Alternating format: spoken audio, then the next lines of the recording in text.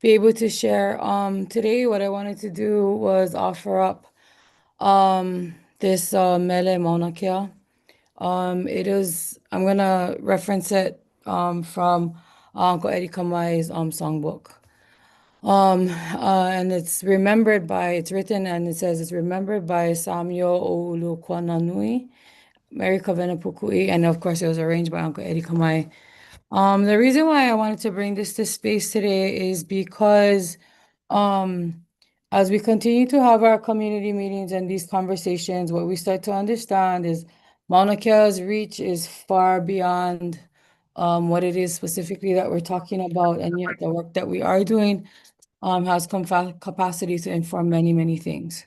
And so as I read through just the translation today, as we come upon words that maybe are not familiar, terms, place names, maybe perhaps we can ingest them and then start to write them down and then start to understand more completely who they are, so that as we maturate into this process, we become more kama'aina and more familiar. Kia ora nei, aloha. What is happening with Mauna Kea, a mountain in the company of the Keha wind? Glance down at Mauna Loa, a misty white chicken in the calm. I stop to admire the beauty, the rippling of the cool water of the birds. I expect to glimpse the misty smoke of Kilauea. Hale Ma'uma'u is calling, glowing with the fires of the woman who strings the lehua blossoms of Ola'a to woo the Malanai wind. Beloved indeed is Ho'opoi, the woman who sways by the sea. Puna is fortunate to have the sweet sound of the sea. It is the fragrance of hinano that I love. Let the refrain be told for the fragrance of Puna that is carried forth. And so I go to now the mele Hawaiʻi. Iaha ia ana o mauna kia kuahiwi alo pu me ke hau. Alawa I ho'oia mauna loa he moa ua kia I ka mālie. Kua o mahalo I ka nani ka ha ale a ka vai hui a ka manu. Ma hui hoi au la e ike lihi. Ka wahi noi la o ki lauea. Ke hea mai nei hale ma'u ena I ke ahi a ka wahine. Wahine kui pua le hua o la'a. I ho ipo o ka malanai. Aloha ia no a o hopoi. Ka wahine ami lewa I ke kai. Ia hona puna I ka hone a ke kai. Ke ala o ka hinano ka aloha. Haina ia mai ana ka puana no puna ke ala I hali ia mai. And so to all of us today who are joining us online, who are joining us in person, ke aloha no to all of you, and let the consciousness of Mauna Kea, the words of these songs that come from a time that is older than us, be that which is necessary for us to be a part of, to hear, to recognize, and to become kama'aina too. Aloha no.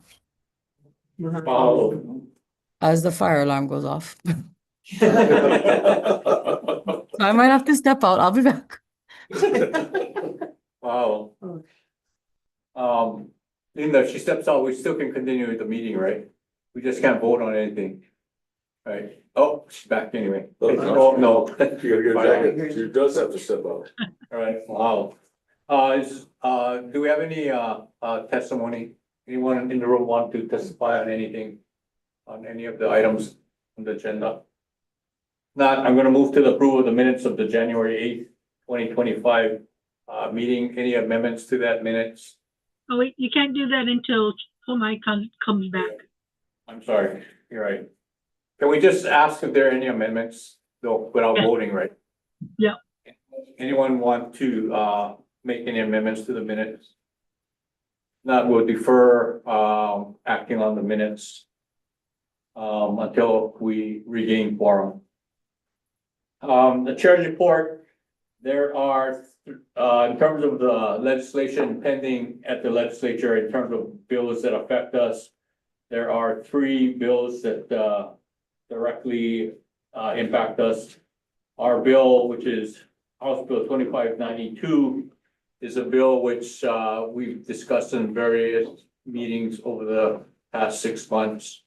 That bill was referred to the House Waterland Committee, as well as was actually initially referred to House Waterland, Higher Education, and Judiciary. The House Higher Ed Committee waived their involvement in the bill, so now the bill has been referred basically to Waterland and Judiciary.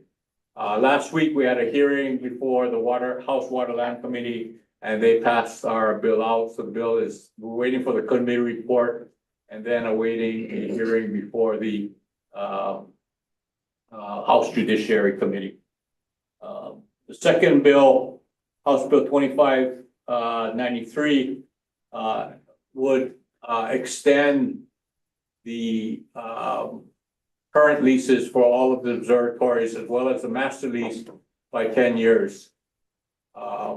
That bill was heard also at the House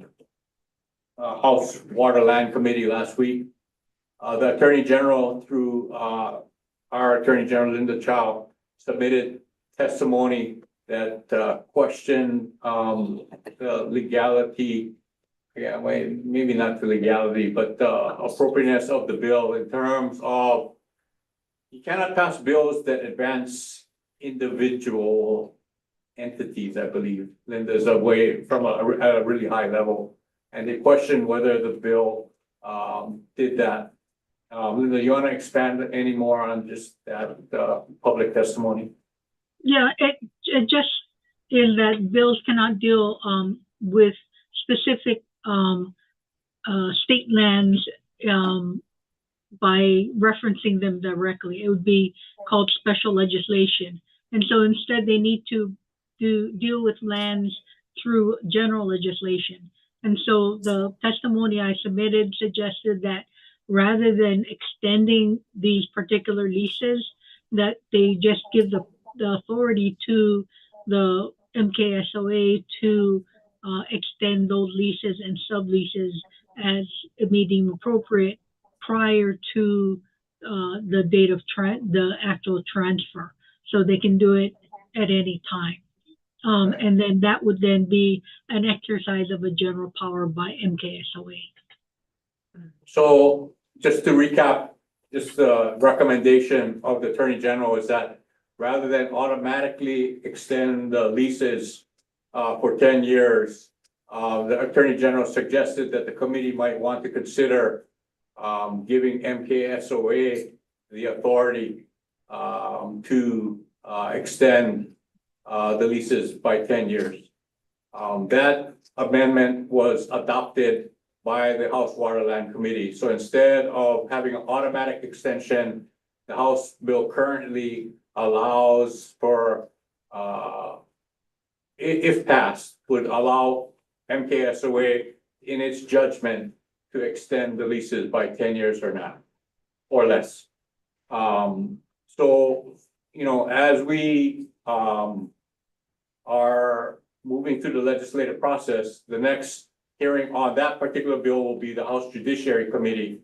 And it is my recommendation that that giving us that authority just provides us another tool to, there's no predetermination as to whether or not the leases get extended, but just gives us another tool to address the circumstances that may arise. So my suggestion, and I open it up for discussion, would be to, I guess, not object and maybe even, depending upon this discussion, advocate for the passage of the bill as amended. Let me back up a step. We took no position on the bill extending the automatic extension, but we did raise some questions in terms of operational things that would happen if they extend by 10 years. So I open it up for any discussion if anybody has concerns about the amended bill, which would give us the authority to extend if necessary. Any John, objection? Go ahead, Rich. I'll speak up here. I'll just think, given how complicated lease processes are and that we're trying to stand ourselves up, that having that flexibility allows us to do that if only if we need to, and only to the extent we need to. Whereas the prior version would have, imposed 10 years automatically. This will allow us to manage that only as needed. And so I think it's helpful from my perspective. Any other discussion, comments? If not, I'm just saying, I agree with Rich's thoughts that it doesn't require or force the authority to take such action, but it does give us at least another tool to consider. So in its current form, which says, I believe, up to 10 years, right? Yeah. So it's flexibility there. I would recommend we support it. okay. Go ahead. I think it's probably good to put on record the tension we feel about this. On the one hand, it takes a lot of background work to issue a lease and to these things. And we want to, there's a part of us that wants to start that if we're going to do it early and have the time to do that in a thoughtful manner. On the other hand, as we work with community to talk about the Mauna, we're building a level of trust that needs to proceed as if there's no foregone conclusions about things. That we're building this with them. And if we rush into things before we've got that a real understanding of what we want to do in terms of our strategic framework, and then how that informs our regulatory processes, we're going to lose that trust we've been building with the community. So that's the dynamic tension we feel. I think it's good to have the tool in case it's necessary, and so support the chair's review on that. But I just want to put on the record why this is a struggle. Why it's a matter of concern if we proceed with we should proceed with some caution. And also to note that the authority did not request this bill, right? So. Anyone have a contrary position? Now we'll just go ahead and from a legislative standpoint, support the bill as currently amended. And we'll continue to, if the bill reverts back to the original bill, continue with the testimony that we've had previously that raises questions such as, does the lease, if there's an automatic extension, does the lease rent stay the same? What happens to the viewing time requirement, et cetera, for this 10-year period? So any other further comments? Thank you. Let's go to Senate Bill 2003, which is a bill that would require the state auditor to review us in 2031. And if it's the state auditor determined that we're not fit, we as a body, MKSOA, was not fit to manage the Mauna, that there would be a reversion back to the University of Hawaii for management. That bill has not yet been scheduled for hearing. But at this point, it appears to be very vague to me what it means to be fit for, so I would suggest that we oppose the bill at this time. We're under a lot of time pressures, I understand, but I think that we're proceeding as we should be. So anyway, I open it up for any further comments about that particular bill. All right, hearing none.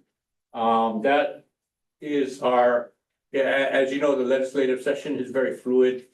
And we'll have to sort of react as things occur. But like I said, the next expected hearing is on House Bill 2592, our bill, as well as 2593. And that would be before the House Judiciary Committee chaired by Chair Harness. Okay. I'm gonna, let's move back, now that we have quorum to, the approval of the January 8th, 2025 minutes. If I could get a motion, to approve the minutes. So moved. Second. Ben and Pomai, when you were not here, I asked if anyone had any amendments, so I asked if either of you have any amendments to the minutes of the January 8th, 2025 meeting. No None. amendments. So, Okay, thank you. Any further discussion on approval of the minutes? If not, all in favor, raise your hand. Any opposed? Let me just confirm that everyone on Zoom, the members are alone in their, wherever they're testifying from, attending from. All right, thank you. With that, nothing to report on governance. I turn it over to Executive Director DeFries for administration report. Thank you, Mr. Chair, and I wanted to take the opportunity to thank Pomai for her opening protocol and also for her leadership role in last evening's community meeting in Waimea. It's somewhat astounding to me that since we last gathered in our January meeting, under the leadership of Kua Wakea and Maina Consulting, we've been able to facilitate 8 community meetings across the state. The first 8 in a series of 10, but I wanted to take the opportunity to acknowledge those community leaders who have shown up at each of these meetings, and also to the authority members whose presence adds so much to the engagement and interaction with the community. And we look forward to the final 2 in the series, Na'alehu and Kona, next week. The first item on the agenda is an update of an October 24 letter from Governor Josh Green and the congressional delegation.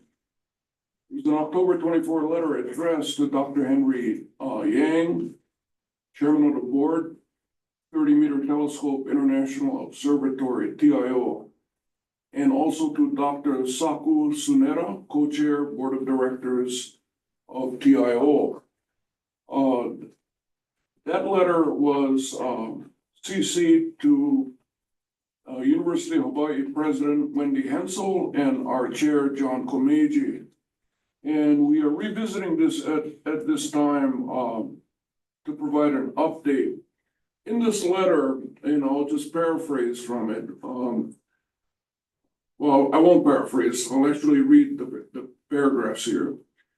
Hello, Drs. Yang and Suneta. We would like to formally acknowledge your commitment to addressing the Hawaii community's request for a possible relocation to a disturbed site and to fulfilling the requirements set forth in Act 255, Session Laws 2022. We further wish to express our appreciation for TIO's ongoing concerns to understand the diverse perspectives surrounding the construction of TMT. Now, this letter was on our November 14th agenda, and the letter goes on to say the governor and appropriate officials in his administration will work with the board of the Mauna Kea Stewardship and Oversight Authority and the University of Hawaii to promptly establish a clear and transparent procedure for obtaining the necessary permits associated with a decommissioned site. This effort will involve careful planning and coordination to define the key steps and requirements of the permitting process, including both administrative and legal procedures, as well as an anticipated timeline, thereby ensuring clarity, accountability, and compliance with the statutory obligations. Letter dated October 24. Following our November meeting, we convened a series of meetings that included, and when I say we, the lead facilitator was our advisor, Christopher Daggett, in been convening meetings collectively with DLNR, the director, OCCL, the Office of Conservation and Coastal Lands, University of Hawaii CMS, and our deputy, the respective legal counsels from these entities. And in addition to the group meeting, Christopher met with each of the groups individually and has fleshed out in clearly defined ways what the process would be that the governor and the congressional delegation are referring to. That particular presentation is now in final review with each of the legal counsels for the entities I've mentioned. We have an active request to meet with the governor to present this as well, so that in future statements he might be inclined to make, or future correspondence, that he is the beneficiary of the clarity that this process meets. And as you can imagine, given the fact that we're moving toward a transition deadline of July 28th, the process is subject to some complex shifts and transitions. So we're eager to get before the governor. A request initially was made on December 26th, and the most recent reminder to the governor's office was on January 22nd. And so once the legal review is completed and the process validated, we're looking forward to taking the next step with the governor. I'll stop there and take any questions, Chair. Any questions? None. How Go ahead. about our congressional delegation? They also joined in that letter. Yes, we haven't, that would be a priority audience right after the governor. In this letter, the governor seems to be taking the lead, understandably, because he's based here, but it's going to be important to get before the congressional delegation as well. Yeah, And let me also say that in the request we've made with the governor's office, included in that meeting, in that request is Greg Chun, Doug Simons, our chair, of course, and President Wendy Hensel. So DLNR too. DLNR also. and then DLNR director. So it is that group that we're trying to get, so that the governor can benefit and get all questions answered to give him the clarity that it needs. Okay. Next. Okay, the next agenda item is just an update on the hiring process. After a review of candidates and subsequent interviews, we've issued a offer letter for the administrative services officer. As you know, Lloyd Unibasami has been serving as an interim ASO. That letter of offer has been accepted. That individual is now undergoing an HR process. We are not disclosing names at this point because the current employer has not been formally notified. That date is approaching, and we're hoping to consummate this whole hiring process for that role by the middle of March, including the time that person needs to transition from where they are right now. So that's the ASO position. The other role is this is a really competitive one though as well. Program specialist for research and reporting. Again, we are not disclosing any names at this time until we can complete the notification of all candidates, as well as complete the onboarding process through the state HR division. So that's an update on those two roles. And look forward to being able to announce at next month's meeting the individuals that have been selected for hire. Any questions? Okay, hearing none, we're going to now go to Authority Member Ben Kudo for an update on the vast amount of work his team has been doing. Ben? Thank you, John.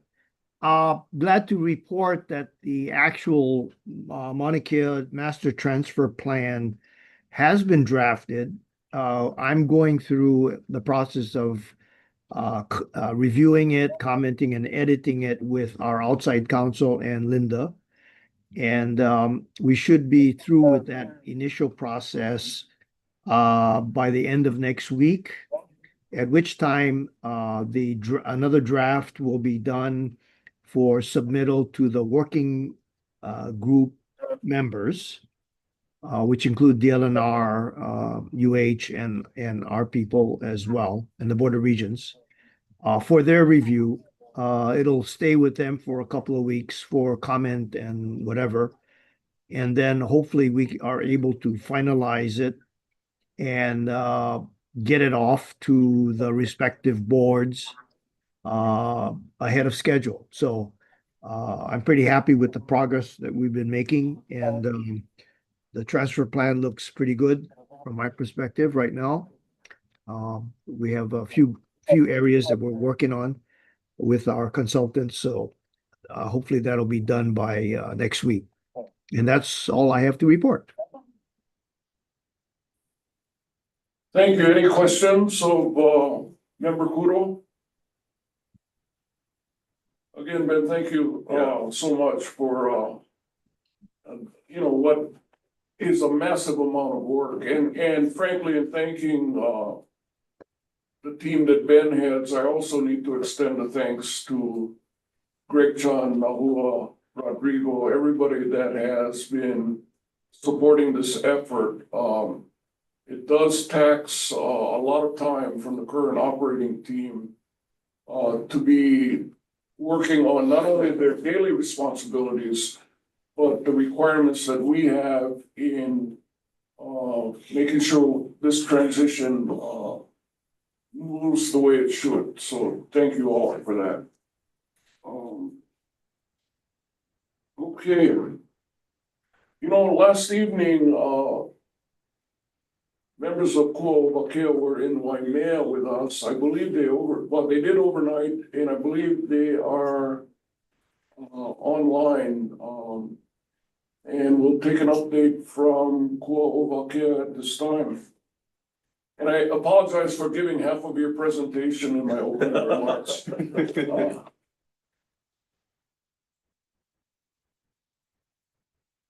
Go ahead, Mahina.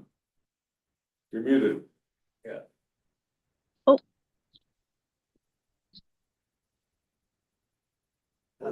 Can you hear me? Can you hear me now? Yes. Can you hear me now? We can. Okay. Aloha kakahiaka, members of the authority, staff members, and members of the public. You're going to hear in the background beautiful Olelo Hawaiʻi being spoken. I'm here at my daughter's school at Ehului Kaimalino in Kona, and I just want to wish everyone Hau'oli Mahina Olelo Hawaiʻi, Happy Hawaiian Language Month. So I'm here to give a brief presentation.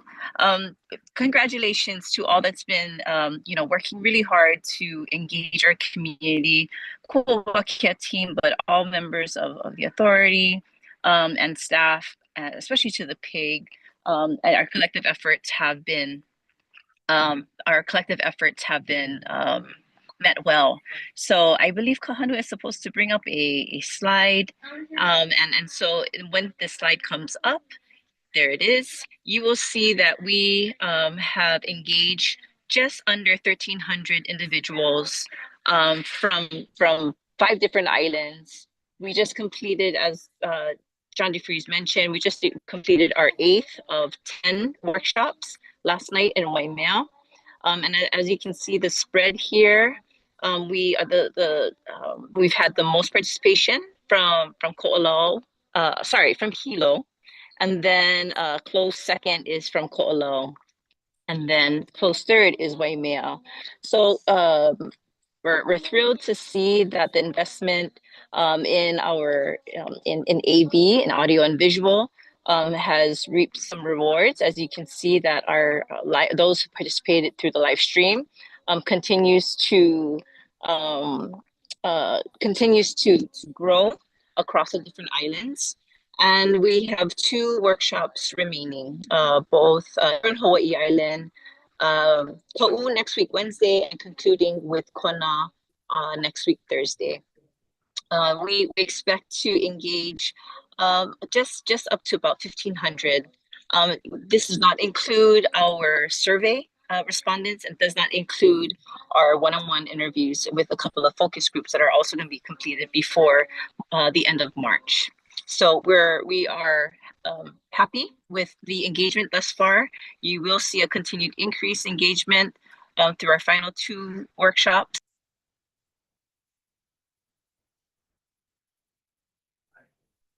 Oh, Where did she go? yeah. We lost it. Can you hear me? There you are. We lost you after survey. Okay, so just letting you folks know that we will continue to see an increase in participation with through our survey engagement, as well as one-on-one interviews. So I'm expecting 1,500 plus community members to be engaged throughout our process. Mahalo nui. That concludes my presentation, and ready to take any questions and or comments. Mahalo.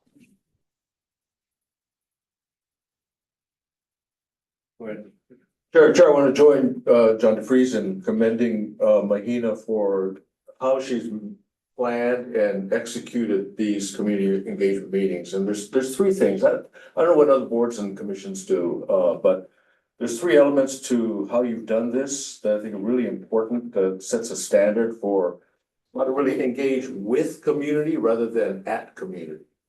And number 1, you allow them to open.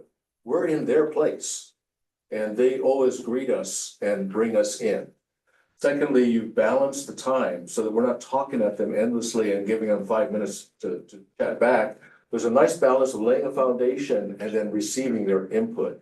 And the third thing is sometimes they have issues that aren't on agenda. And so we've created that opportunity at the end to really allow people to talk about what's on their mind if it wasn't on ours. And they didn't have a chance in the construct of our agenda to really get to their issues.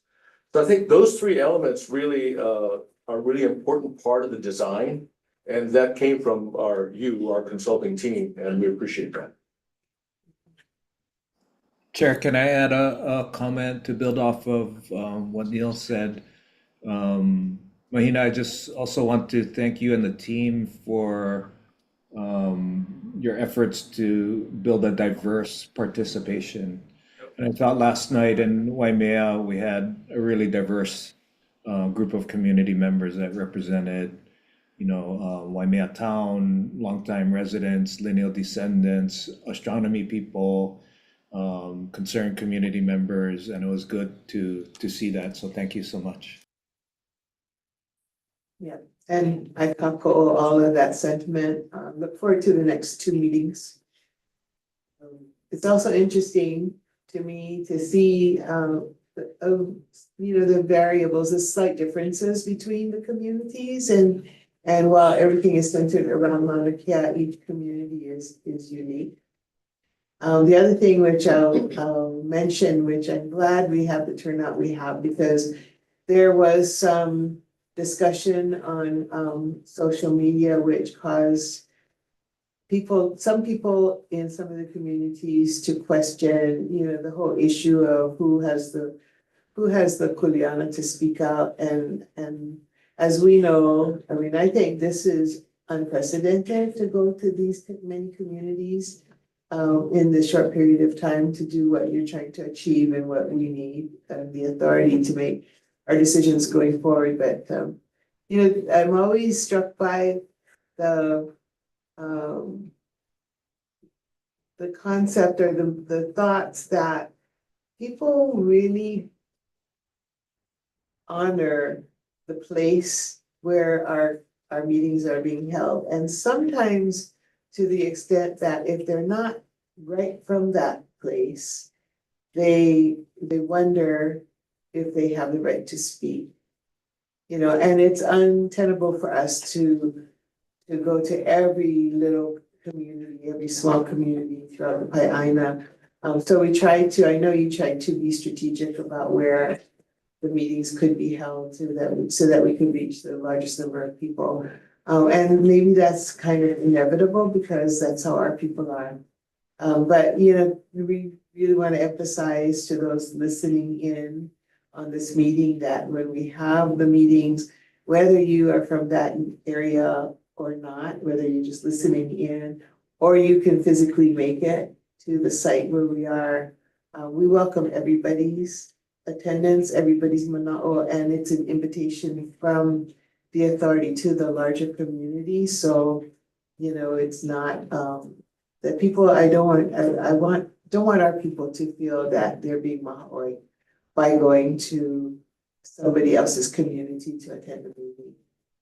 And we always at our public meetings make sure no matter where we are that we give deference to our kupuna, to the people who we know come from that community, but that still makes space for everybody to participate. So I just wanted to say that to all of you, and mahalo mahina and all the people that come with you to put this together. So mahalo. Thank you, members. I also, if I can also mahalo the pig. Thank you so much. It has been such a sacrifice for you folks to make every effort to participate in the meetings, and your presence and your participation makes a difference. So I want to really thank you personally for making that commitment. Mahalo nui. And then secondly, some of my favorite moments of our conversations have been when we literally will have, you know, multiple generations, kupuna, an elder, and a student, perhaps in high school or middle school, that's at the table having conversations, or you have, you know, esteemed researchers from a cultural knowledge base, and then from astronomy, for example, that are having really important conversations, meaningful dialogue. To me, that is the essence of what we're trying to do here, and I'm just really proud of our collective efforts to hold respectful space, safe space for everyone to participate. So again, mahalo to all of you. Rich, I wanted to address something to you. There's been members of your community, the astronomy community, I think, who've been really exceptional. Jean Gabriel, for him he traveled to Maui, he traveled to Molokai. I can't remember if he was on Kauai or not, but he's been at several of our Hawaii Island meetings and so forth.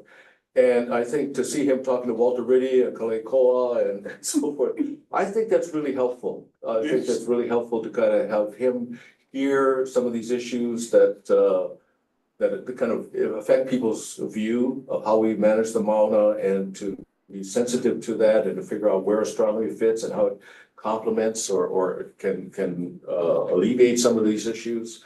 I think he's done an exceptional job of bridge building and his individual efforts. I know, and I think there's some others who've attended multiple meetings from your community of astronomy that really they make that's part of what these are for, and so they're rising to it in a very productive way. Yeah, thank you. I know that Jean Gabriel really appreciates the opportunity for these exchanges, and so do the others, and I will pass that encouragement along. Thank you, Neil. Okay, any further comments, questions to Mahina or anyone about the community workshops? Thank you. Okay, you know, the next time I wanna go back, to item 7B. It's becoming even more critical for, us as an authority to come together for a one-day retreat not unlike what we did in January of last year. And this is for the training, the Honua Iakea training that is going to benefit us all in moving forward. So this afternoon, you should anticipate Poana to be polling, given the fact that many of you are, several of you are educators and weekdays are especially difficult.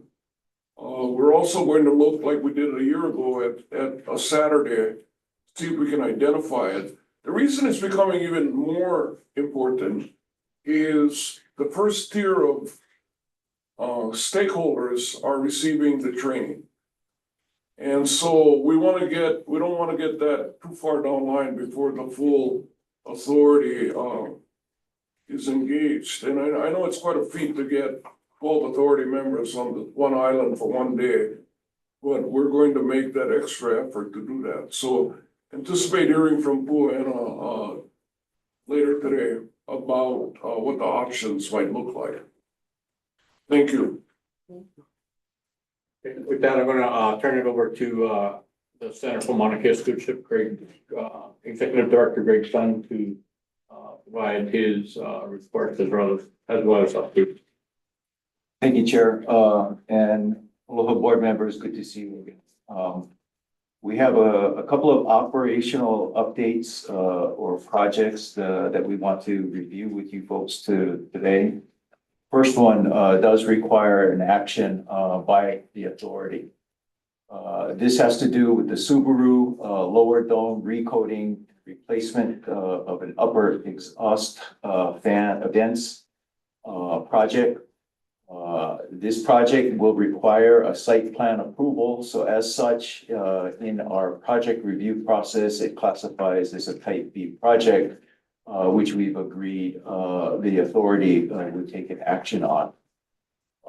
Here to help summarize the highlights of what the project, the reason for the project and what it's going to involve is Eric Greigel from M3 Engineering, who has been contracted by Subaru, and he will walk you through the report that you folks have, at least highlighting exactly what the project will involve. So with that, I'll turn it over to you, Eric. Yes, thank you very much. Can you hear me okay? Yes. Yeah. Okay, excellent. Well, thank you very much for the opportunity to present on this project. As mentioned, my name is Eric Greigel. I'm a registered architect in Hawaii, and I'm representing Subaru today. I have 5 slides to share. It's a high-level overview of the 2 different projects that we're proposing. The first project is a recoating of the exterior of the lower structure, as shown on the diagram to the right, and the elevator tower. And the second project is a replacement of 2 small roof-mounted chiller exhaust outlets, as shown on the diagram. And the reasoning behind is this Hurricane Hone from August of 2024 that came through caused some damage to the facility. So we need to repair that damage and protect it from any future occurring damage. The first component of the project is the recoating. So I'll briefly share how we're going to accomplish this. You can see the image on the right, the lower structure and the elevator tower. I was at the facility a week before the tropical storm, the hurricane came through, and the facility was a nice white paint. But after the strong winds picked up a lot of the cinder on the site, there was a bit of some damage done to the surface. No structural issues, but damage to the white paint. As part of the recoating effort, we'll need to prepare the surface for a new coating. We're proposing to use non-powered hand tools at the lower enclosure structure and elevator tower, someone with essentially sandpaper and a wipe in their hands. And there's a smaller steel door on the side where some components go into the observatory. We'll have to use some hand-powered tools to prep that surface, but there'll be no sandblasting involved with any of this preparation. And the surface preparation is just as important as the actual coating. So the new coating application will be a 3-part coat, we're going to have 2 coats of epoxy base paint and a single coat of polyurethane as a final top coat. And some of the equipment that we'll be utilizing will utilize aerial lifts like a man basket or a scissors lift around the exterior of the facility, so we can work at heights. And then we'll use paint brushes and hand rollers, so a lot of manual labor as opposed to a large spraying machine. And then we will have a couple of dumpsters on site for waste collection.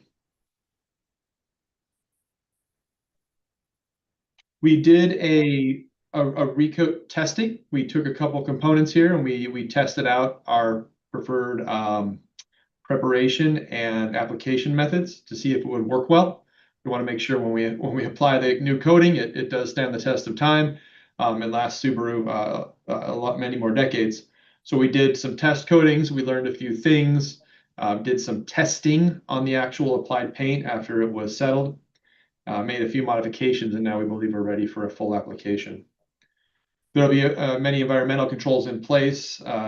We will have a health and safety plan with work zones established. We'll have required personal protective equipment for workers and staff on site. There will be a third-party environmental monitor engaged to make sure that we're meeting standards for air monitoring and dust control. And we'll be following best management practices. Obviously, just a couple listed here. There are many, but with ground covers, secondary containment of fluids for any mobile equipment, and berms and absorbents for anything that could potentially leak. The second project is a replacement of these 2 HVAC exhaust outlets.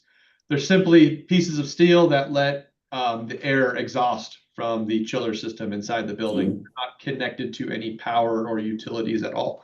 And these were damaged a bit in 2024 as well.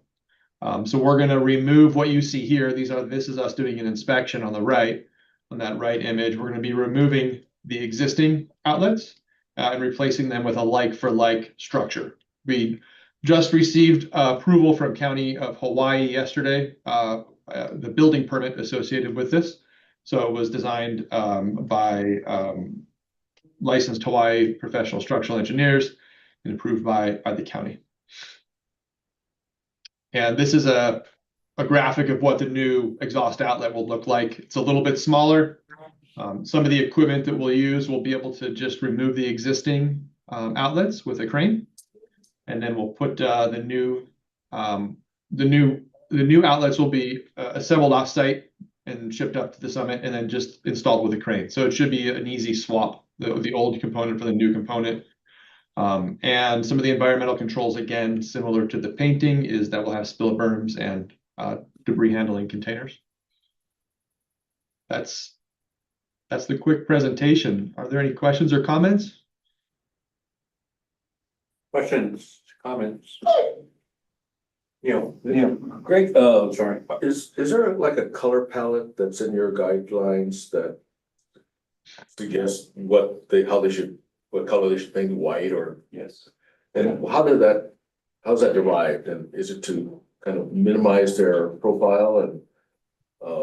Both that and thermodynamics to help address thermodynamics. But there, in the master plan, there's design guidelines that have, that's why you see them all basically white up there. Okay. That were my house, I'd probably paint a cinder, the color of a cinder. That's an age-old debate. Okay. Yeah. I'm new to the I debate. think it's the thermodynamics, thermodynamics. which really makes a difference. More brown days than white days. Got it. Any other question? Can I ask, this is probably maybe more of a question to Greg, but specifically, what about this project led it to site plan approval requirement and type B, just so that we can learn for future things at the observatory, other observatories? It may come as a surprise, but it's gonna require having dumpsters on site for longer than 30 days, and that's considered a structure. So that requires a site plan approval. This leads to a good question, is how long does this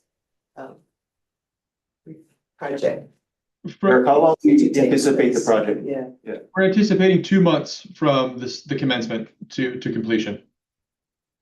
okay. And there should be no disruption of any access for anybody. Yeah. We don't anticipate any of that. But Chair, I forgot to ask a second question. Last night at our hearing, at some of the breakout meetings, at our community meeting, there was discussion about old pollen that's been left on site and so forth. And I appreciate that you're trying to prevent that here by expeditiously disposing of the waste, but are there a lot of piles of debris and so forth? Is that just a myth or a historic condition that's been Yeah, that was a rectified? historic condition, came out of the original audit way back when, and even before that. And so, with the creation of the Office of Mauna Kea Management and then all of these plans and procedures that we now have in place, that's kind of, You've dealt with it. yeah, we've dealt with that. Our rangers, for example, inspect all the facilities twice a year, similar to what Justin and his team do for invasives and whatnot. So when we find that sort of thing, we report it right away, and they've been very responsive. They even take daily trash walks. Right, The rangers do. Yeah, the rangers do. And we weigh all the trash, we document everything. So if you're very interested in how much trash we have removed and what kind of trash, just so it's.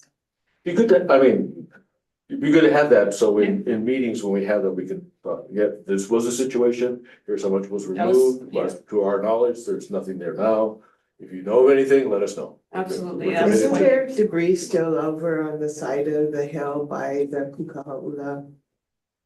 There's, I think there's a little bit, when the wind blows it over, but I know Bill was telling me that a while before, when he was part of Office of Mauna Kea Management, they went out and all the observatories helped to pick all of that up. There is aircraft debris that we are working to figure out how to, like a drone and an airplane was crashed a long time ago. Seemed in 2000, well, when we were up there. There was still debris. And it's difficult to get to, and it came from, I mean, it's been there a long time, it's not something that occurred recently, but perhaps even in the construction of those original facilities, and it is down on the side of that part of the pool, way down. And so I don't know if there's been a cleanup effort since that time, but I thought that was all cleaned up. Well, there was a huge effort that was undertaken. Where is this Antinonai? Did you see that? yeah, Oh, okay. from CFHD? yeah, if you're looking at Kukaha'ula from the road. You know, from where the aqua is up there on the mountain, if you look down into That that basin from like basin, by there's 88 still inch. trash down there. I mean, it's been there forever and I'm, We'll right now. definitely take a look and see if that's something. we Yeah, can yeah, pull And up. maybe we can ask the next meeting, we just have a brief report about what their findings are. Yeah, Yeah, I'd go take a look. okay. Any other questions on the proposed Subaru project? If not, if I could get a motion to approve the project, So moved. okay, and I'll take Neil as a second. Okay, any further discussion, any further questions about the project? If not, all in favor, raise your hand or aye. Unanimous, thank you. Thank you. Next item up is that we have Justin Ye here, our resource management manager. He every year he puts together, he and his team put together a invasive species monitoring report that is part of our annual reporting to DLNR and whatnot. So we asked him to come in and provide an overview, summary of the report for 2025. We also share this regularly with the Environment Committee, Kahukumana, and Mauna Kea Management Board. So with that, I'll turn it over to Justin. Thanks, Greg, and thank you, Tori, for letting me present today. So like Greg had mentioned, for the slides.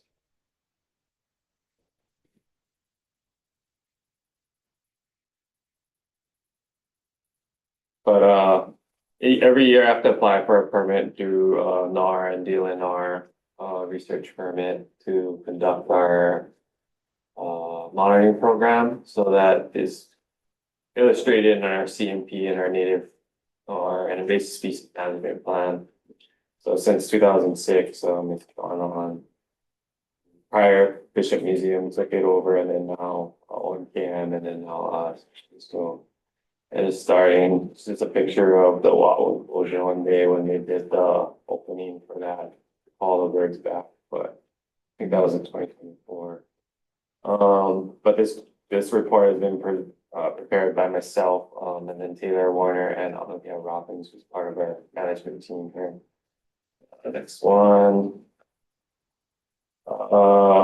Just a brief overview. I know you guys are familiar with the area now, but it's over 11,000 acres. And we focus on the mid-level facilities at Haleʻi, and then all the way up to our summit lands and some of our cultural sites across the 11,000 acres.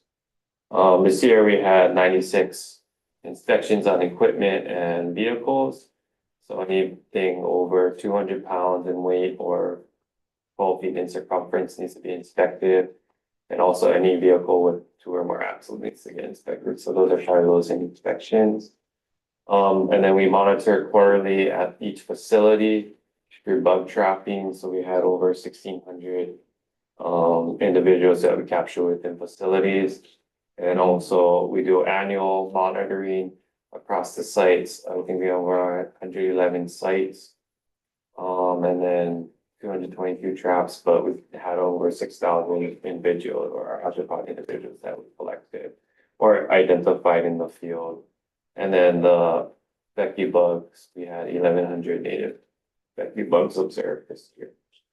Slide.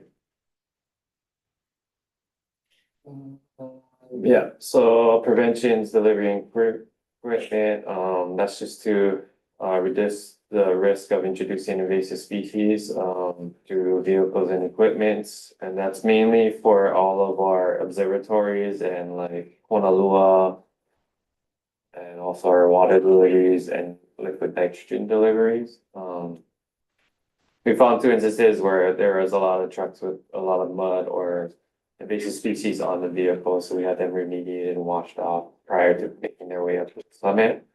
And then we also inspected each base yard facility this year, or I guess it's 2025, so last year. But yeah, and we identified risk in situations and had them remediate them either through yard work or landscaping, and then also pest control instances on some of their facilities. Justin, can I ask you a question? Where do those vehicles get inspected?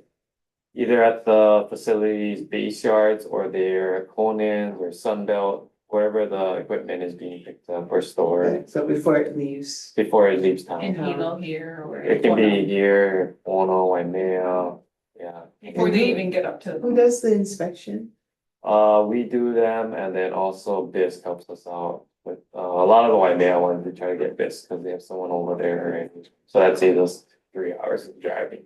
And you all are trained in that. Yeah, so we all have that certification. Thank you. Next slide.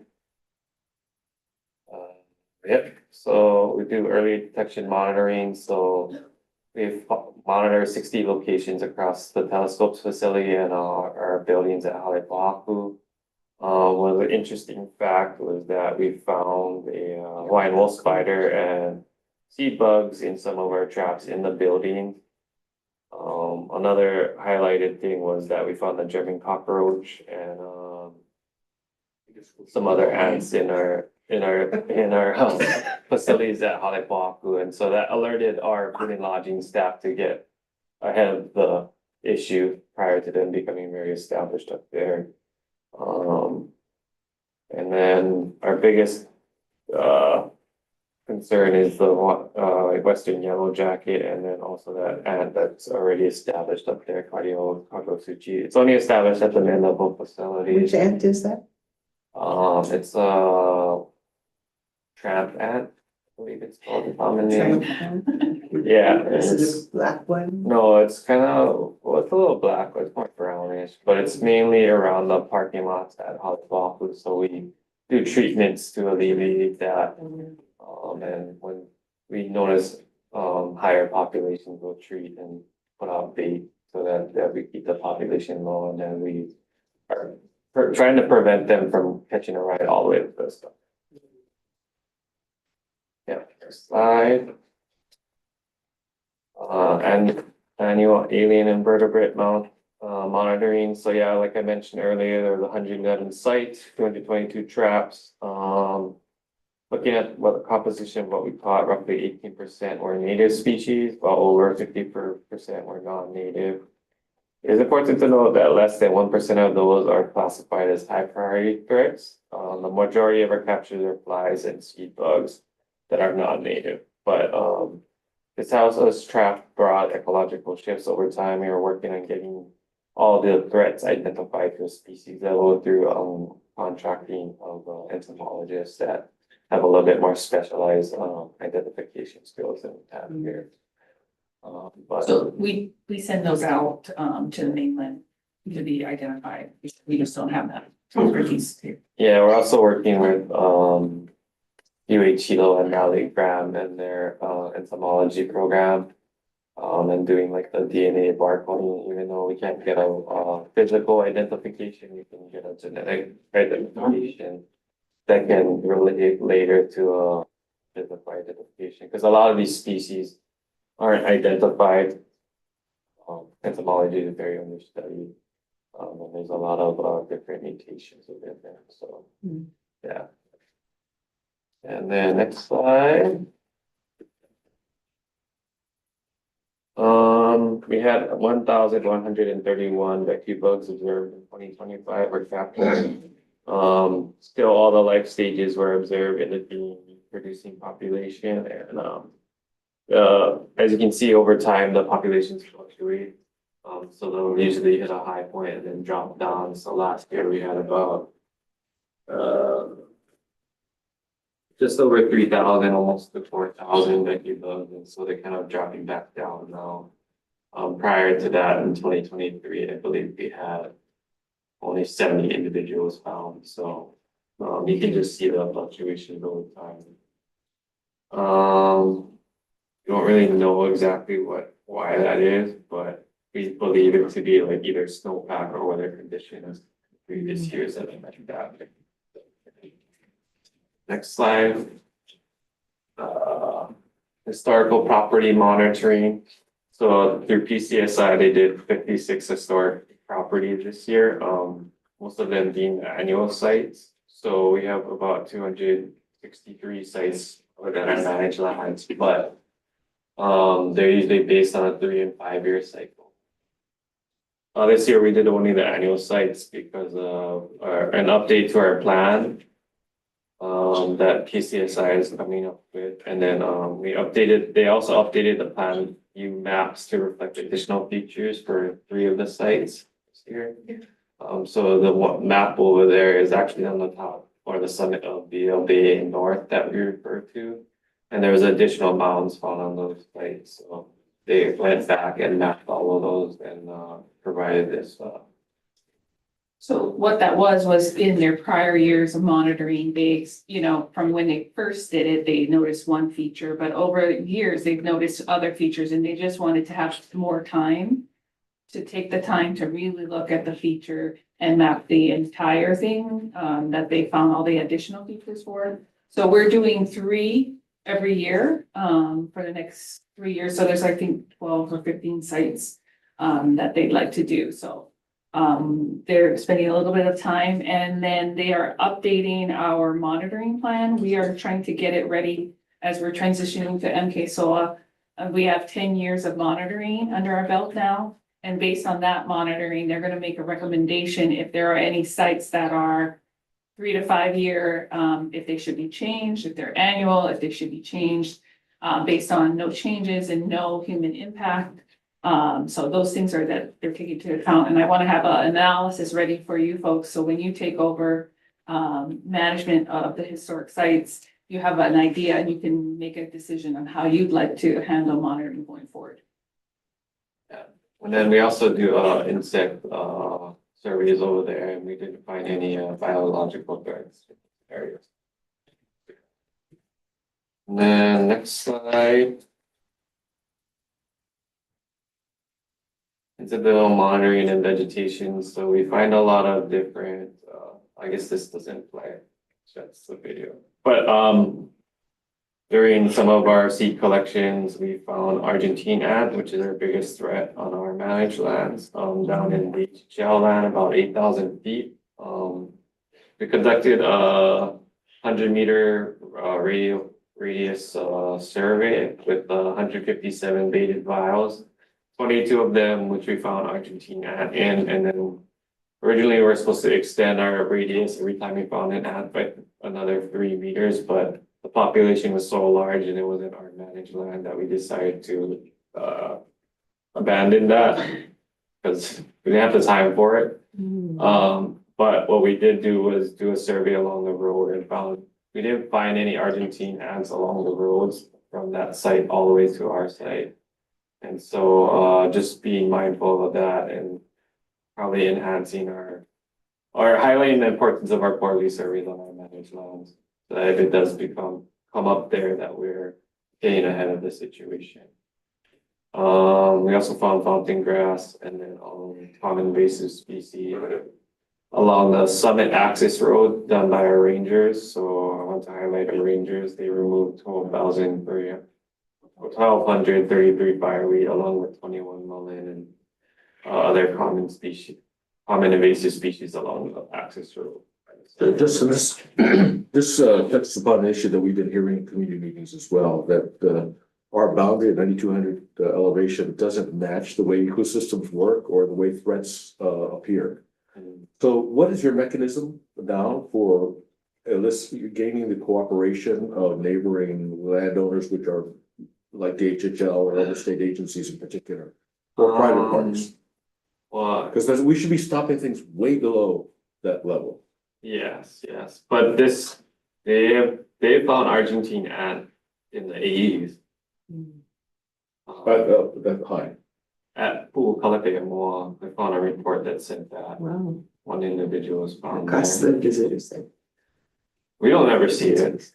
I mean, based on our thing, and then even new private party research done by some of the graduate students. But put aside that individual species and think about the larger issue of how ecosystems work, how natural resources work, how threats work.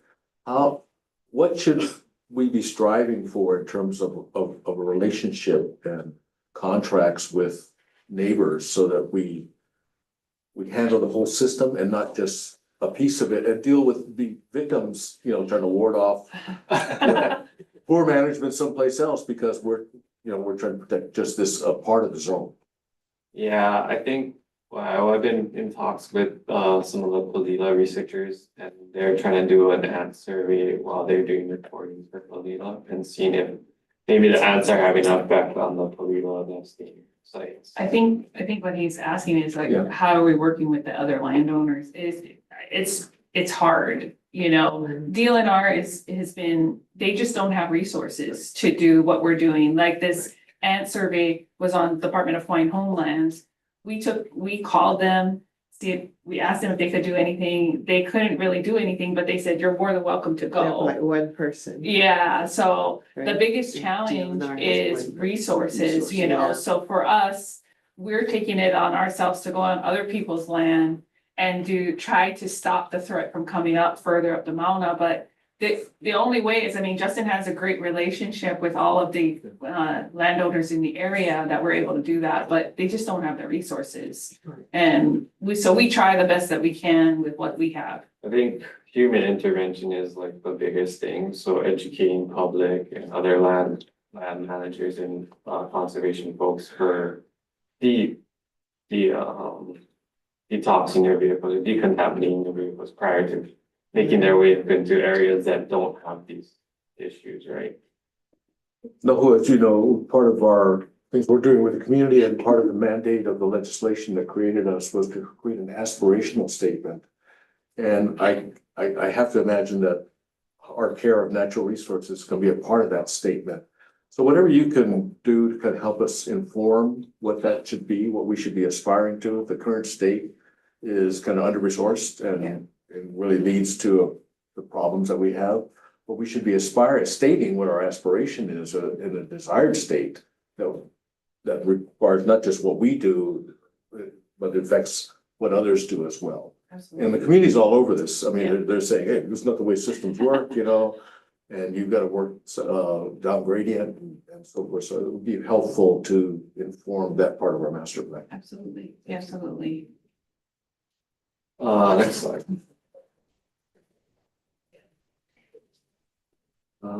So rapid response. So this is usually our response when we do find invasive species on our land. Luckily, the Argentine hasn't made it up there, but yeah, doing regular treatments using CalStar Professional for Karosuchi, yellow jacket trapping. I think I don't remember the number from this year, but previous years we had almost 1,000 yellow jackets that we captured. And then honeybee control, the European honeybee is not native. We only have the yellow-faced honeybee, yellow-faced bee here that are native, Hylaeus species. But we've deployed 6 hive traps and then we to establish hives, and then they were given to a local beekeeper this past June. So Justin, you don't need bees for the mamani? Is it a different? We have a different like native yellow-faced bee or Hylaeus species that really populate pollinate a mamani. Also there's like seed bugs that also pollinate, and then moths, native moths that pollinate. The European honeybees probably do that too. But yeah, like it's written in our plans that they're actually invasive, and they actually displace some of the native yellow-faced bees as well. And then they like to hang out at the visitor center and hit Other people. other people. And then there's a safety issue of that too. A lot. They're a little bit more accustomed to human, trash, and then not really trash, but they like to hang out where there's water and things like that. So the interaction with humans. But Think Monica might honey, with it. There's our financial stabilization plan. Next one. So yeah, just monitoring remains critical for early detection and high risk threats like the Argentine had. And then our community effort, like we really rely on all the volunteers for our weed pulls and reports from our staff and our rangers and our observatory personnel, and then also just keeping the relationship going with Illinois and DHL, and that's very, very essential for resource protection. Yeah. Any questions? You guys been asking along the way. Yeah. Anybody online? Anybody online have questions? Oh, you have to. Just thank you to Justin and the team for all the hard work. I did have just a curiosity question that you may or may not be able to answer. I got asked this by a community member, and I'm very unknowledgeable about this, but they were asking about kahuli on Mauna Kea, so the endemic snake. Yeah, sorry for I misunderstood your question because we were talking about bats and then you started asking about snails. But then, yeah, there is some kahuli up there. They're not like the Actinellallas that you usually see with the nice coloration. They're very pale and they're not as pretty, I guess. And how high up do they go? Do you know? We mainly find them underneath the mamane trees in different deep soil pockets, usually probably feeding on detritus. They usually do. Yeah. But they're usually buried in the soil. They're not like on the trees. They're like in the soil. I don't know if you ever walked through a burn area before. If you go through burn areas, you'll actually find a bunch of snail shells like all scattered in there. Especially in like Mesa and like Wawa area. But I think those are the same type of species that we have up there. Thank you. Good to know. Chair, a comment if I may, just real quick, and Greg and I talked about this, maybe it was a while ago, but I know that the UH lands are not a partner in the Mauna Kea Watershed Alliance partnership, and that we've talked a little bit about that, and that's something I think would be helpful as we move forward to become a partner in that. You've got the relationships with everybody, that's good, but when you look at the map of the Watershed Alliance for Mauna Kea, there's this puka. And that's the current UH lands of Mauna Kea. So I would love for us to move down the road, look at becoming a partner in that Watershed Alliance. And that just brings all the partners together. It adds to that partnership.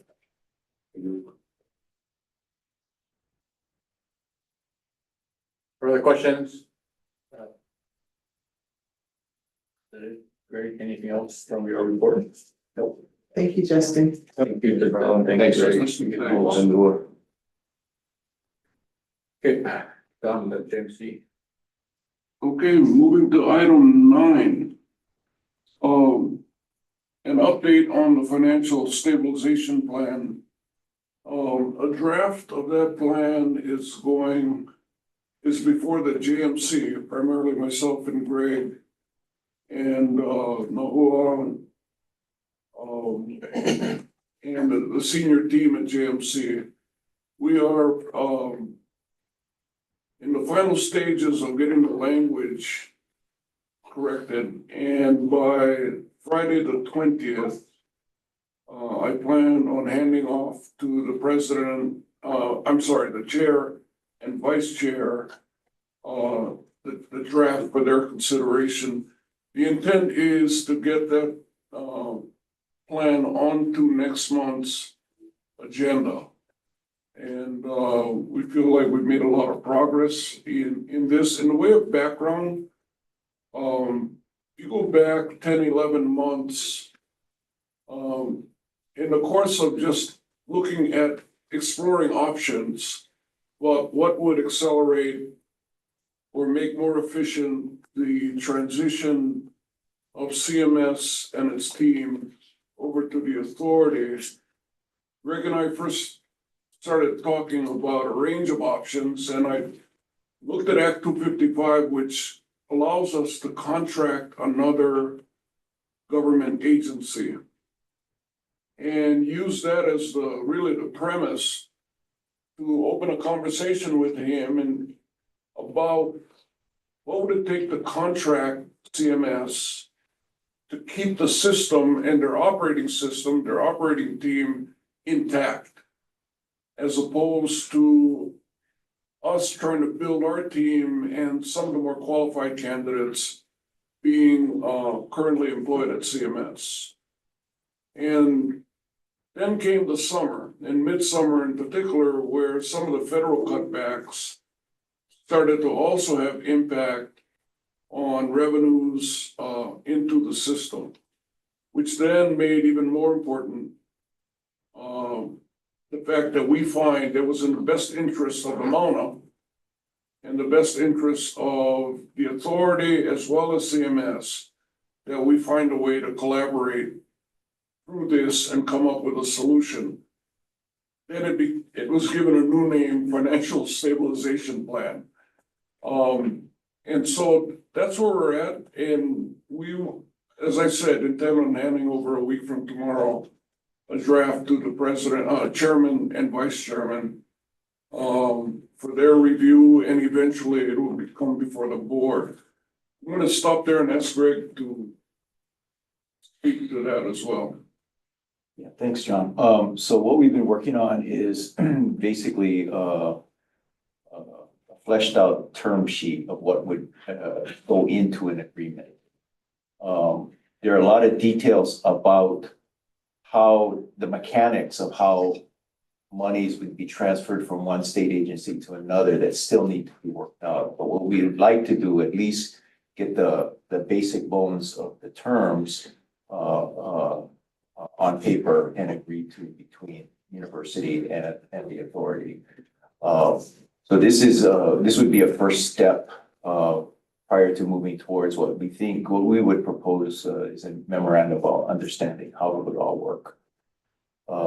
But the mechanics still need to be thought through, because we're gonna have to sit down not only with John and his team, but our finance people as well, and DLNR's finance people as well. But we are pleased that we've gotten to this point. We have a draft now, as John indicated, that's gone through several iterations, and we hope to have that in front of John and his team.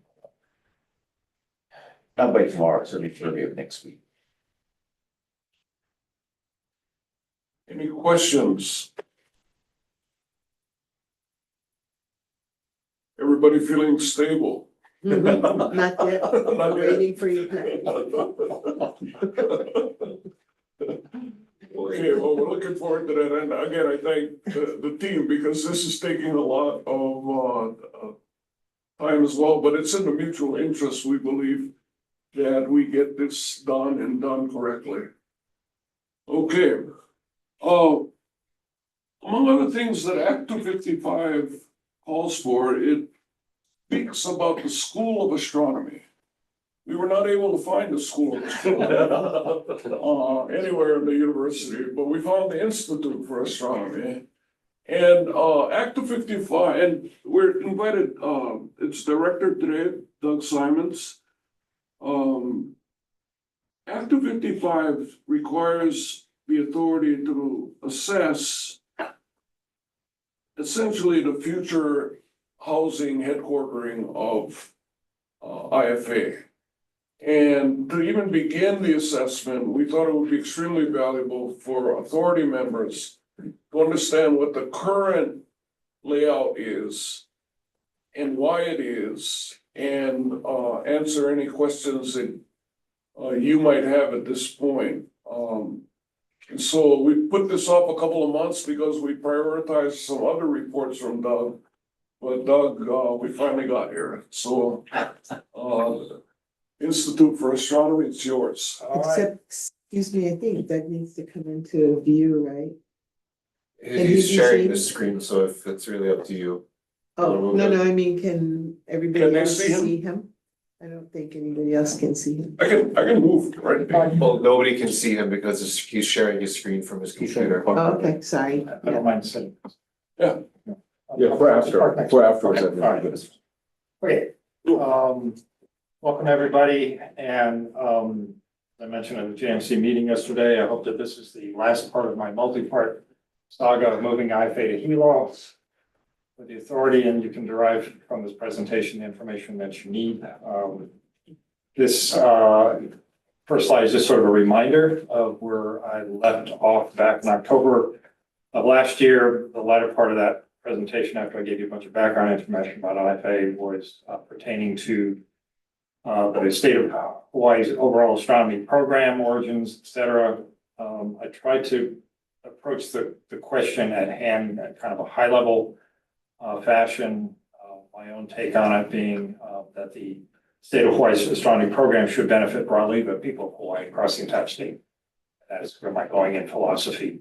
I run the IFA, which is distributed across multiple sites to begin with. I mentioned, just as a reminder, because it's probably not widely known, but there's this Senate Concurrent Resolution 16. The low number indicates how old it is, I guess. Back in 1964, that under Governor John Burns essentially did the same thing in a sense of what Act 255, driving production at Astronomy as a Policy State from Mauna Kea.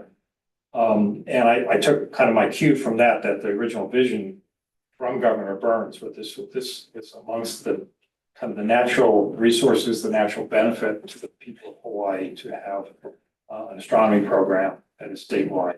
And I got in a little bit of the nuts and bolts of how you'd actually move IFA, which I'm going to go into a little bit more detail here.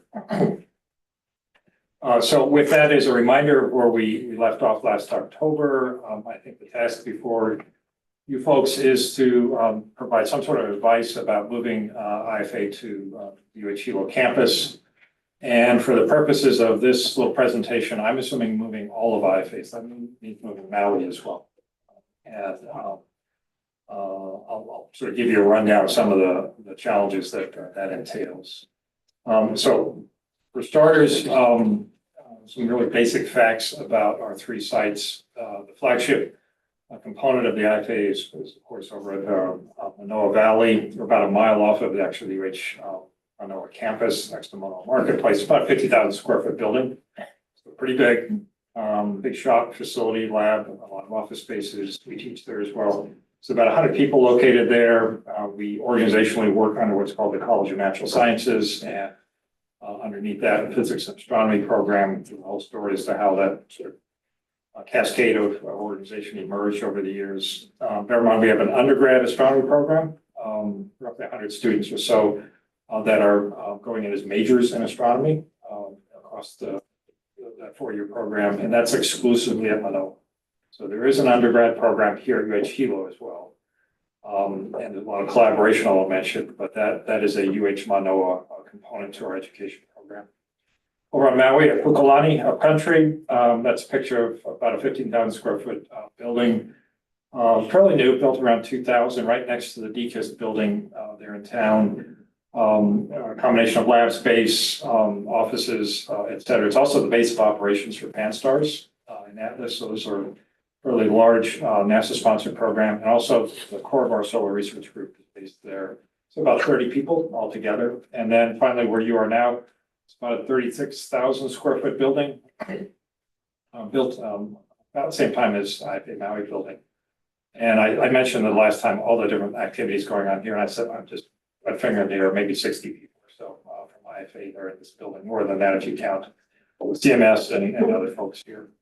So with that, a few considerations that I'll offer to you about the move that is being suggested. First of all, as I say here, the flagship nature of UH Manoa leads to extensive cross-discipline research and education opportunities. That basically means that at Manoa, we have a physics program, we have college engineering program, we have SOAS, which is the largest unit across all of UH system. We have HIGP, Hawaii Space Flight Lab. There's a lot of collaboration between IFA and Manoa units that would be obviously more difficult if we weren't co-located with them. There's also a tremendous amount of computing resources that is unique to Manoa, and in astronomy, that is an essential tool that we use for data analysis, modeling, et cetera. Also point out that there's a human factor here. There are a lot of faculty, staff, and students that simply aren't in a position to move. They have housing issues. They have their kids in schools. They have spouses with jobs there. So this would be a fairly large disruption for a lot of the people that currently work at IFA and Manoa. Then there's just the basic issue: where are you going to put them when they do come to the UH Hilo campus? I just outlined about 65,000 square foot of building space that we occupy now. I think I mentioned in the past, we're looking into the possibility of putting the Space Science and Engineering building right next to this one here in Hilo. I learned through that process about $2,000 a square foot to build here on campus for that type of building. So you're easily over $100 million if you want to try and replicate that office and lab space and machine campus. So your return on investment is probably measured in decades. I didn't do the math in detail, but this won't be cheap to be able to relocate unless you're going to displace large numbers of people. And that's a Bonnie Irwin, Chancellor Irwin question. I'm just laying the numbers out for you if you wanted to build space. Okay, locating all the IFA facilities at UH Hilo with what I call sort of a transformative scale of change. In other words, there are so many things that would have to change because of the likely loss of staff and faculty. I think IFA on the back end of the change would not look the same as it does today, right? It would be a different IFA, and I haven't begun to think about what that new IFA might look like. Then you get into the challenges of commitments made to faculty. This is generic to all faculty across UH system.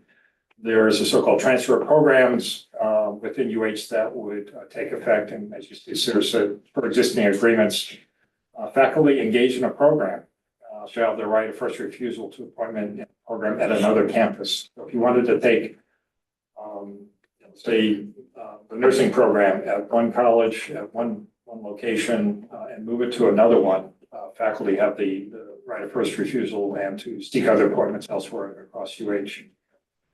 So with about 30 or so faculty at IFA Manoa, it would obviously be incredibly disruptive, and it would trigger likely discussions with UPA and other unions. Like I say there at the top bullet, we also have HTA as a union for our APT employees. So a large number of staff would be involved in those negotiations. So it's going to be very complicated to be able to figure out how to meet various union needs, commitments with the move that is being suggested. Also likely UH Hilo would need to execute a formal reorg. That is a fairly large process. That's an internal UH matter driven by UH region policy to incorporate a program as large as it is here on UH Hilo campus. Then we get into the Constitution. I did consult with our general counsel about this, and under Article 10 of Section 6 of the UH or the Hawaii State Constitution, that grants UH quote constitutional autonomy and provides for the Board of Regents to have exclusive jurisdiction over the internal structure, management, and operation of the university. So this will trigger a conversation, obviously, at the regent level about whether or not they would want to go along with this or not. And it was also pointed out to me that the degree in academic changes would likely require approval with WASC, who is the accrediting agency for the university. So the tentacles quickly go to the continent if we're going to have a change of this. I think I mentioned before, about 2/3 of the IFA budget is federal, NASA and National Science Foundation. We tap into also research support, ORS, on our campus, and a whole range of fiscal support teams there at the Manoa campus that we simply don't have here in Hilo. So it implies that there would have to be some augmentation of the administrative team here at Hilo if we're going to consolidate everything here. Obviously, the legislature would need to approve significant amounts of additional budget for construction and relocation of everything. We have, as I mentioned before, a lot of collaboration with the UH Hilo astronomy program. There are 4 faculty in that program. When we move 40 faculty altogether here to IFA, you're going to fundamentally change the dynamics between one program that is literally 10 times larger than another here on campus. I mentioned the undergraduate astronomy program at Manoa. Note that I believe most, certainly in their freshman year, take astronomy not as majors, but as a science elective. So we're basically removing that from all the students there at Manoa that otherwise have the benefit of that program there. So just a few closing remarks, sort of high level again. I tried to give you a summary in my last presentation about the benefits of having a statewide program. There's been no question that over the past 50 years or so, what I call the center of gravity has shifted. You think about what was around in 1975-ish, where there was no facility near Hilo. As a grad student, would love to have I at Hilo to be able to go to, but we didn't. With the development of observatories on Haleakala and Mauna Kea, things have definitely already started to move south. I'm part of that migration as first director, not to go to NOAA and stay in Hilo. So my very sort of high level closing sense is that, as I say here, the intent of moving IFA to Hilo is to increase the benefits of astronomy on Hawaii Island. Riding the wave that already exists will achieve much of that over time without nearly the number of adverse consequences. So give it time and you'll see more and more activity here on the Big Island is my prediction. And on Maui too. So with that, I didn't realize that honeybees and mamani would come up. I took this picture a couple of weeks ago of the trees are blooming. You I might was want to looking for a change your yellow face. picture. I couldn't find one, so I Is it a bee or? Is that a honeybee or is that the yeah, indigenous I bee? kind of like the native? so I took its picture. It's 8,000 feet. It's not on Island. Yeah, I think it's the last day of up in Gamer. So you can tell I was getting a lot of action. I was Shoot the bees, yeah. Anyway, happy to take questions. Yeah, members, any questions? I'd like to make a comment, Chair, and then maybe a question after that. So thank you, Doug, for this report. I know you worked hard on it, and it is noted in Act 255, as you stated, this requirement for the issue to be, I guess, considered by the Mauna Kea Authority. That would be my second question. So where do we go from here? I would just share with you as part of the working group, that this is not in Act 255 as a result of the working group. Yeah, so we're just as surprised as all to see it. And so I guess now the question is, are we expected for the authority to take action on this, or is it making the report to the legislature, including in our We have to make a annual report recommendation. what this is? So we have to make a recommendation as Yes. to whether or not IFA should indeed be moved to Hilo. Yes. So that's not on the table right now. It's Right, more just right. the information Yeah. stage. Okay. Anybody else have a question? Yeah. Yeah, appreciate the assessment. It feels like a logistical assessment of kind of how we got to where we are and the logistical considerations of change, which I guess there are many challenges. I'm more interested in continuing our view into the future. You know, form should follow function. The infrastructure we build should match our vision and support our vision. Where do we want this field to go? This astronomy to go into the future? How do we want to manage it and project it in the future? Then I think let's try to find out where the puck's going to be rather than just make a decision about where the puck is today. I think that's reflected in my comment. There's a wave of natural motion. Yeah, that was your last bullet, and I That said, is going- I wanted that's going- more after that. That's naturally going forward, right? Because, this street, I point out to folks, is unique in the entire world. It's not an exaggeration. The caliber of researchers, engineers, technicians on this street alone, where most of the observatories are serviced and supported, with the exception for Keck and CFH. This street is a product of that wave. And most of these buildings are brand new, less than 20 years old. The co-location of all of this talent here on campus is going to drive it even further. I mentioned the new space science building here.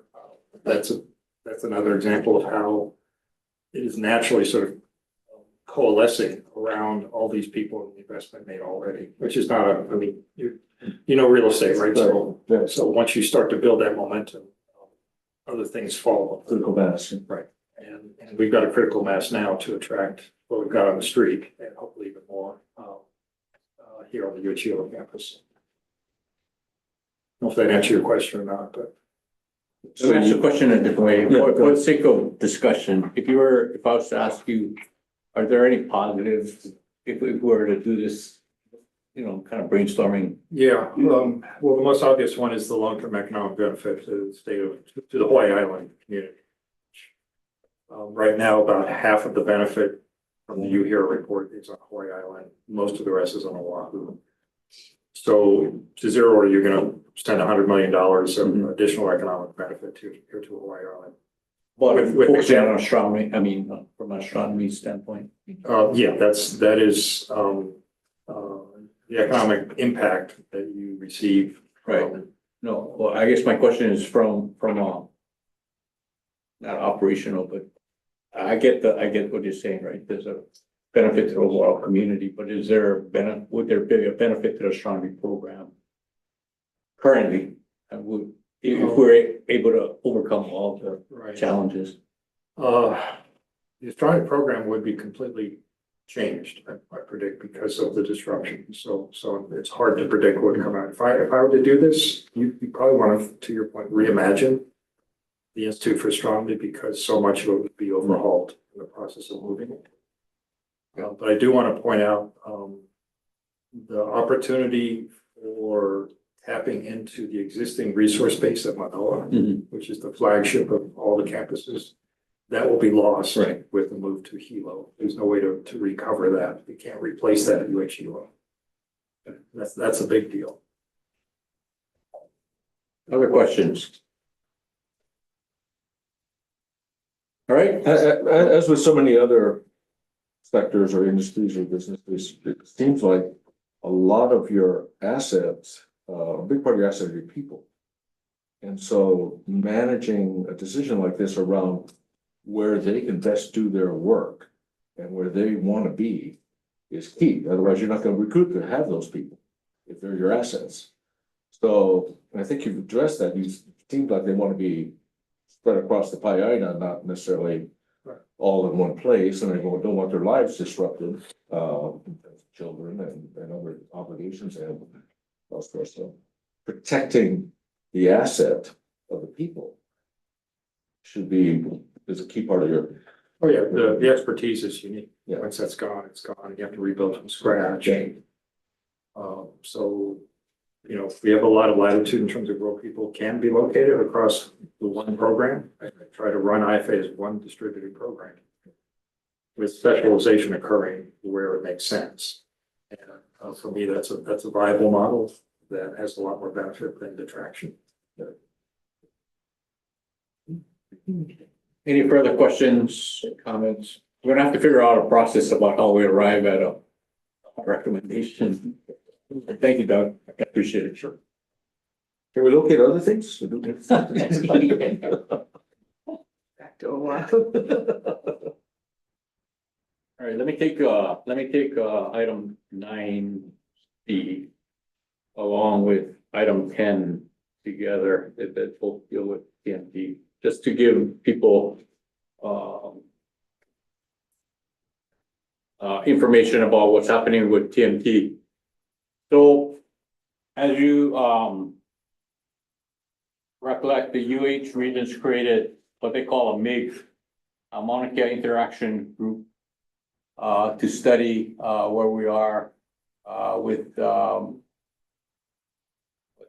well, the MIG was created to study where we are in terms of, it was a very general charge to see where we are in terms of the transfer, et cetera, and what we're doing with MKSOA and how it's interacting with UH.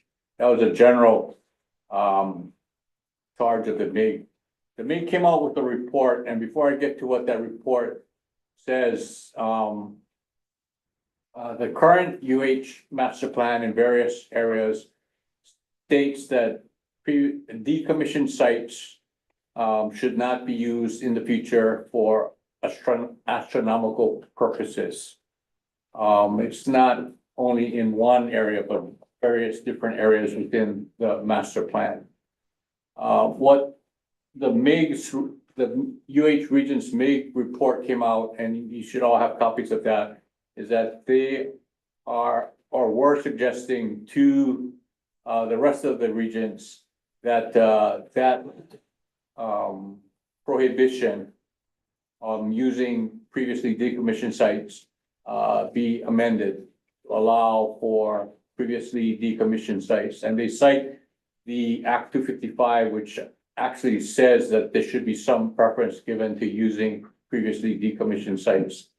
At the Board of Regents meeting last Thursday, the MIG presented its report a month ago, and they actually, under the rules, were not allowed to discuss it. So they discussed it last Thursday, and the remaining Board of Regents unanimously passed the recommendation of the MIG, which would direct the UH administration to start proceedings to amend the master plan to allow for previously decommissioned sites to be utilized for astronomical purposes. So in other words, if you have a previously decommissioned site, if you wanted to build an observatory there, the master plan would allow it. Under the master plan itself, amendment of the master plan is covered as a project B. You know, just like how we had the Subaru presentation today, They are going through the guide, the steps as identified as a project B. To amend the master plan to follow the directive of the regions.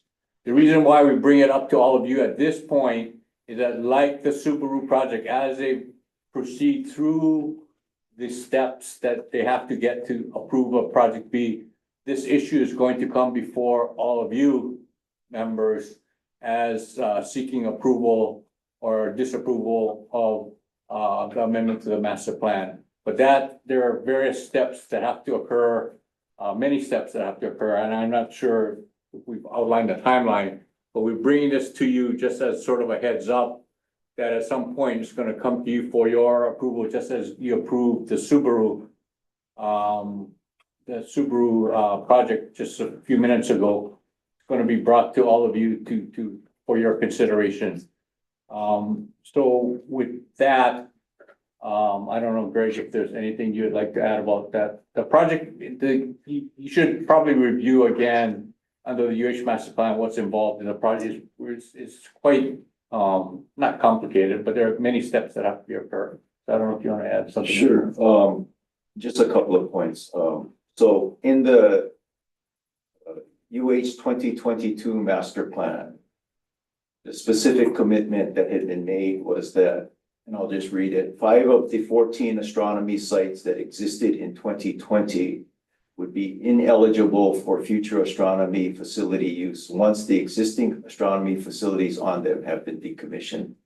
They may be considered for non-astronomy uses consistent with this master plan's framework. That's section 4.1.2.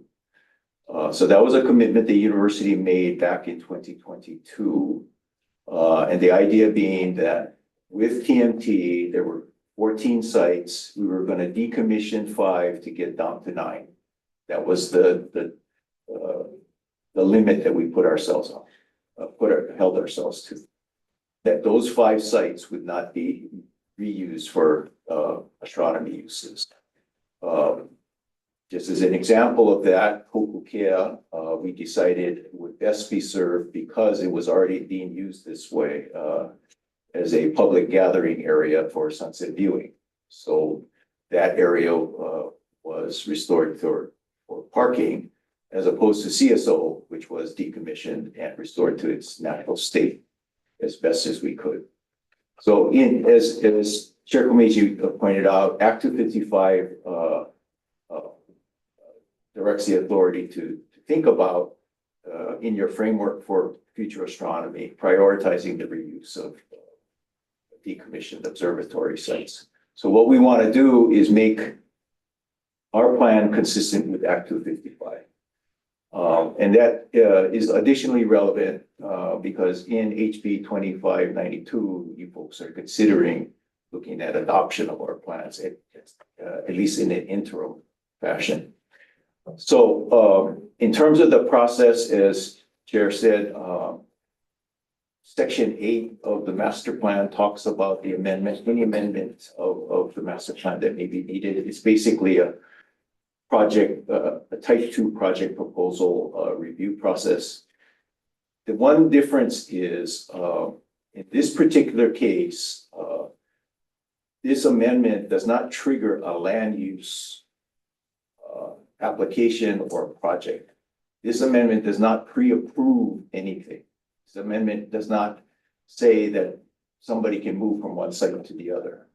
Okay, so the Board of Land and Natural Resources has taken the position that they do not approve the master plan, so they would not need to approve this amendment. However, in our joint management relationship, it is, as Chair said, an action that this body should approve. In the plan, it talks about, in the master plan, it talks about this process taking anywhere between 8 months and 1.5 years. We think it's more on the lower end than the higher end. There's a number of steps we have to go through that, I can describe as we start to lay it all out. And then there's a number of factors that could affect the timeline as well. But one of the things that I'm particularly sensitive to is that at some point in time after amendments are drafted, language is drafted, we understand sort of how the master plan, what sections of the master plan need to be amended, and what sections, if at all, the CMP need to be amended. We'll go through our own outreach process. And that includes the community as well as our internal groups. And we'll want to coordinate with you folks so that we don't confuse the community about what you folks are doing, what this is about, and eventually, if we get to the point of even an EIS type of process. So we're gonna have to coordinate how we have to communicate all of that.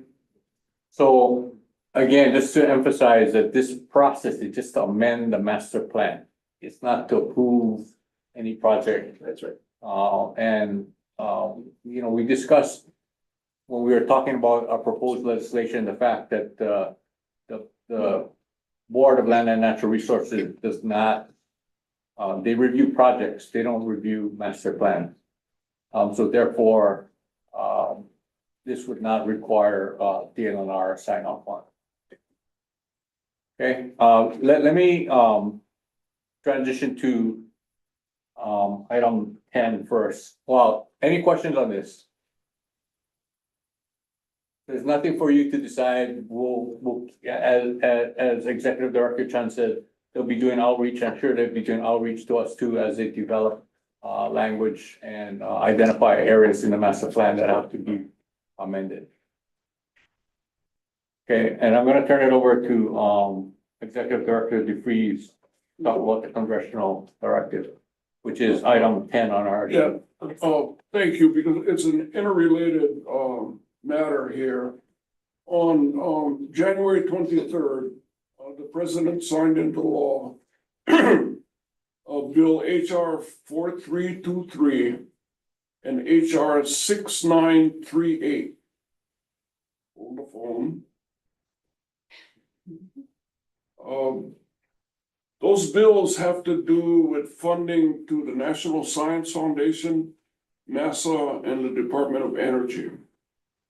In the section of research and related activities, it states, the bills fund research and related activities account at the level of 7.2 billion and directs NSF to equitably distribute funding to support all basic research directorates within the RRA, as well as the Technology, Innovation, and Partnerships Directorate. It further states that no directorate shall receive more than a 5% reduction relative to fiscal year 2024. This includes 30 million for NSF to support the development of next generation astronomy facilities recommended in the most recent Astronomy and Astrophysics Decadal Survey.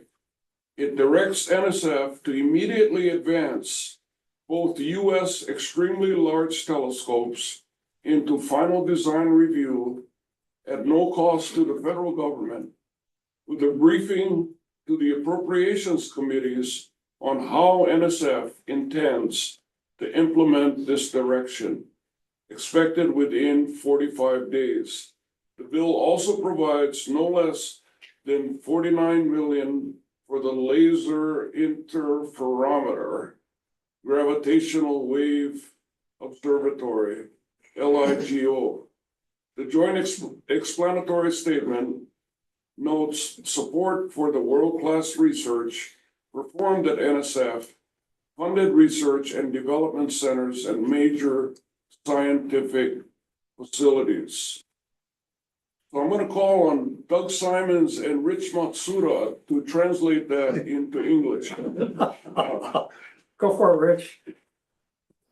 Okay, I think the summary of what John read is that in the process of coming up with the FY26 federal budget for National Science Foundation, initially the president's administration had, with regard to so the US Extremely Large Telescope Program is TMT in the Northern Hemisphere and Giant Magellan Telescope in the Southern Hemisphere. In the original budget request, GMT had been supported to advancing into final design, but not TMT. And so then that's just the budget request from the president's administration. It's the Congress that goes ahead and decides what actually to appropriate. And in that bill that just got passed in January that John alluded to, they changed it. They added quite a bit more funding back into NSF, almost to the prior level. And in it, they stated that both telescopes should, so both the GMT in the south and TMT in the north should proceed into final design review at no cost to the federal government. So that keeps both projects going towards final design, in contrast to what the president's administration had originally requested of Congress. In addition, in parallel, and I think if I recall correctly, Feng Xuan Liu, the project manager, had informed us of this previously. The government of Spain. So TMT has had Mauna Kea, Hawaii, their preferred site, and the Canary Islands of Spain as the alternative site. And the government of Spain has made an offer to the TMT project to provide resources to see if the project could be built in the alternate site. And I believe that TMT project has not changed the order of what's the primary and the alternative site, but they are exploring the Spain Canaries option seriously. That's about all I know. Doug may have additional things to add to what I said. Oh, that's a good summary, Rich. Questions?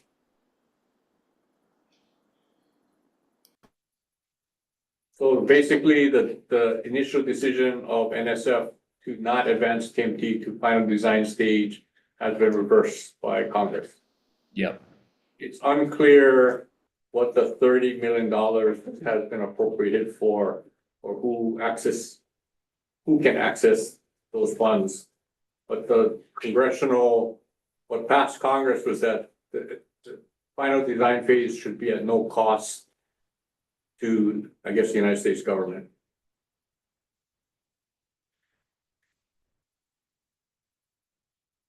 Okay.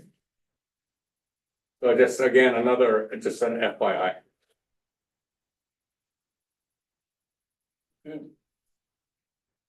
Okay, item 11. Finance. I'm gonna call now on our interim ASO, Lloyd. Oh, hi, everyone. I sent out a preliminary financial statement on a timely basis, and on that, I had a notation that I did not have all of the accounting information at that time. Subsequent to that, I worked with DLNR and DAGS, and we finally got the information that was necessary. What was missing was the cost of payroll for the month of January. So in January, we did spend for operations approximately $56,000. In total, we have a budget of $11.4 million for operations. We spent approximately $400,000 to date. I did encumber $2.6 million for our contract, our agreement with RCOH. Thereby, for the next 5 months, we still have available approximately $8.4 million to use in our current budget. On the second page, it's basically funds that was recorded from last year's budget. So with RCOH's $2.4 million, we used that funds to use for our SSFM contract of 2.2, which we next month I will show that we did have an amendment to increase by $132,000. So all of these amounts here are for funds that have already been encumbered. So again, I guess the most important information is we still have another $8.4 million for the next 5 months. Any questions?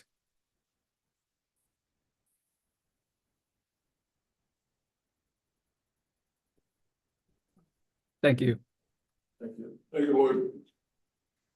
Okay, with that, anybody see the need to go into executive session for any legal consultation? If not, announcements, next authority meeting, March 12th, 10 to noon, same place. And we'll be reaching out to make sure that we have quorum and that people will be available. So with that, thank everybody for their time. Covered a lot of subject matter today. Thank you everyone for using your time to hear about all the different things that are happening with this.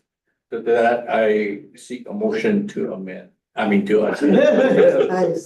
Move to amend. Yes, move to adjourn. Mina Sinmaleo. And second. Yeah, Neil second. All in favor?